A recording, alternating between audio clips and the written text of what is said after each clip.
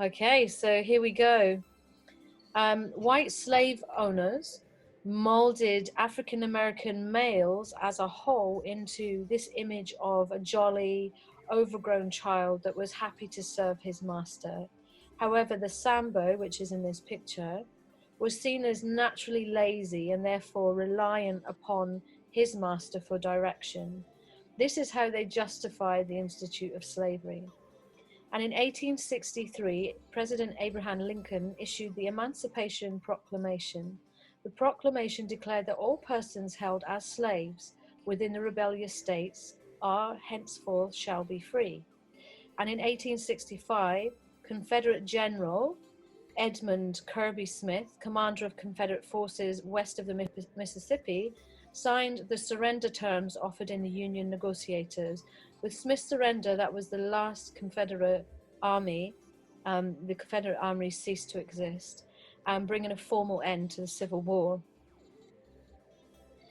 Now, this is a picture that was depicted of a freed slave. In the period after the Civil War in 1865 to 1877 was called the Reconstruction period. Abraham Lincoln was assassinated a week after the Civil War ended, and then black codes were adopted. And if you remember the other events we've done, there were slave codes before black codes. Black codes were adopted by the Midwestern states to regulate or inhibit the migration of free African Americans to the Midwest. Cruel and severe black codes laws were adopted by South states after the Civil War to control or reimpose the old social structures. Southern legislators passed laws that restricted the civil rights of the emancipated former slaves. Mississippi was the first state to institute a law that abolished all civil rights for freed African Americans.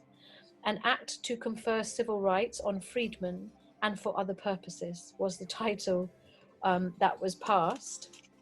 And this is the Freedmen Bureau. In 1865, other states quickly adopted their own version of these codes, some of which were so restrictive that they resembled the old system of slavery, such as forced labor for various offenses.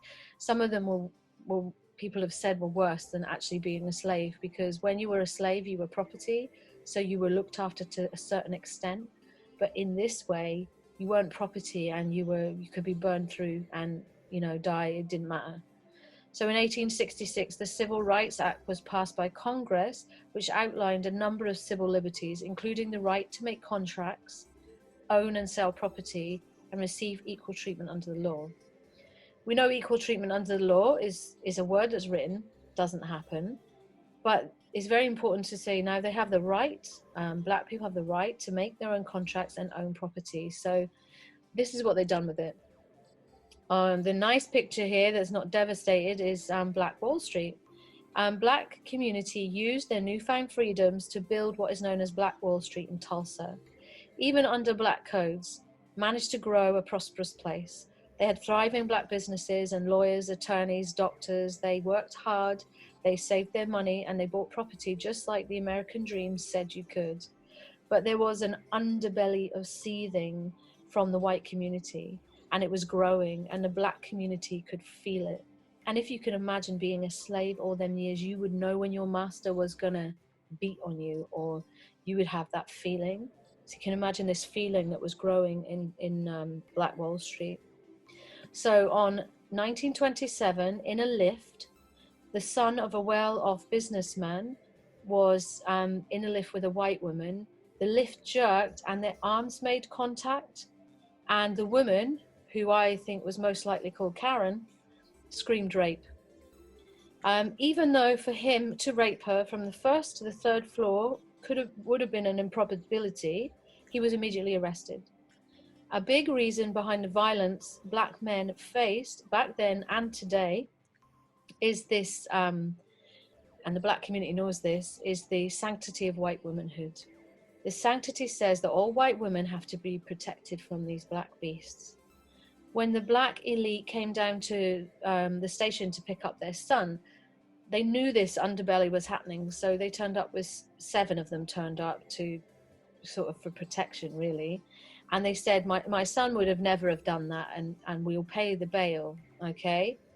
And so the response from the police was, you think you're some uppity N-words coming in here and, you know, lording yourself around. And so they got a lynch mob together, and they rode into town.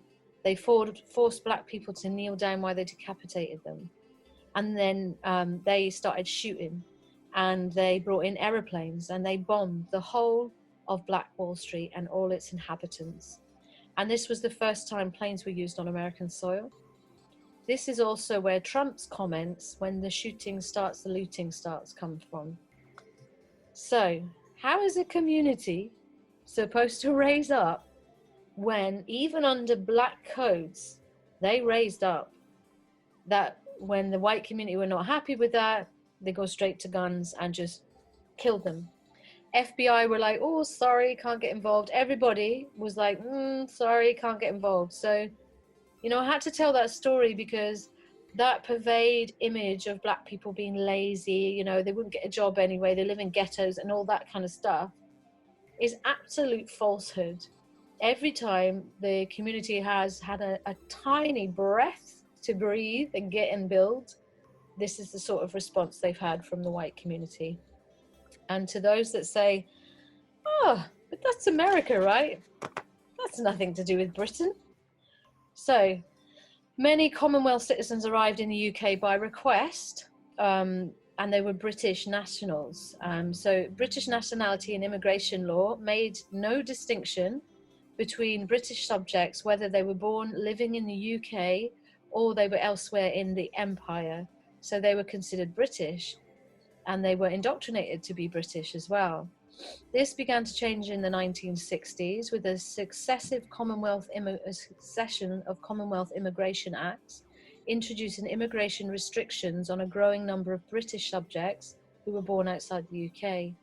When the Immigration Act of 1971 came into force, the position of these Commonwealth people was preserved. The Immigration Act of 1988 changed that. Commonwealth citizens, like other people settled in the UK, would lose their right to remain indefinitely if they left for 2 years' absence.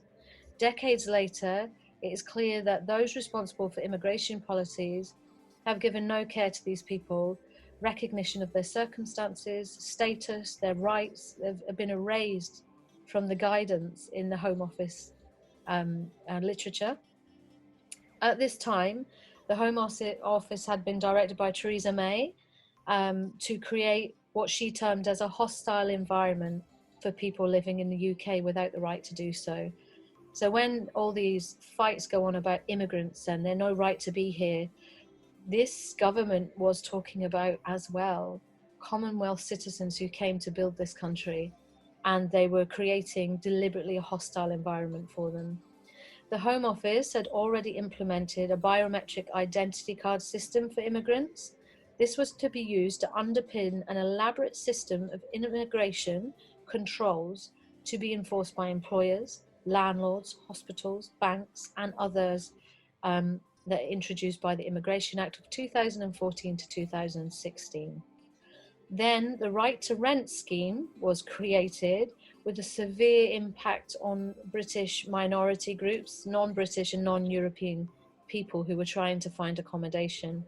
While the Joint Council for Welfare of Immigrants and others have accused the scheme of having discriminatory impact on people in those groups, the government took steps in 2017 to expand the scheme as it developed its hostile environment policy. So members of the Windrush and the BAM community who have lived and worked in the UK since the Empire had requested their help are being squeezed out of their homes and their countries, losing the right for their government pensions that they paid into for a lifetime. This sounds a lot like the Statute of Jewry in 1247, when England stripped the Jews of all their wealth and threw them out the country. What's changed?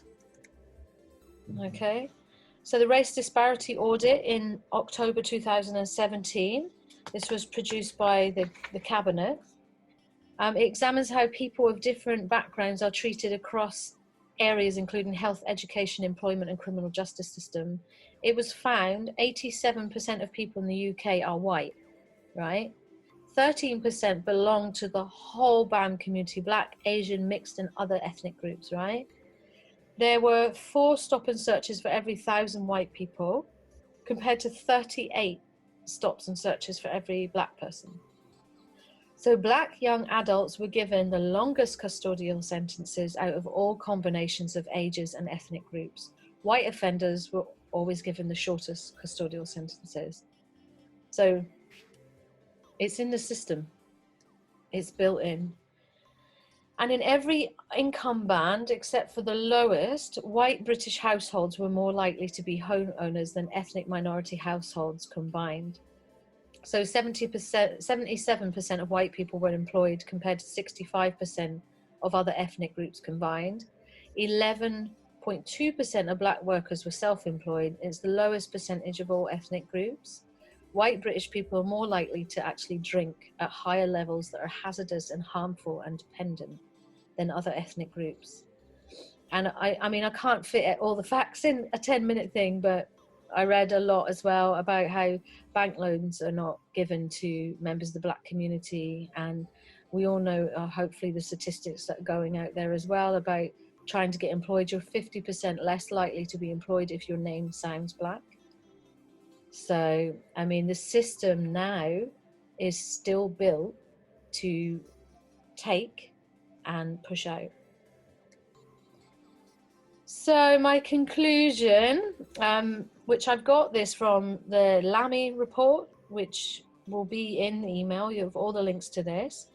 BAM individuals still face bias, including overt discrimination in parts of the justice system. Prejudice is declined, but still exists in a wider society. The McGregor-Smith review states the potential benefit to the UK economy from full representation of this community of individuals across the labour market through improved participation and progression is an estimated 24 billion a year that the UK is missing out on financially by being racist system. So that is my content today.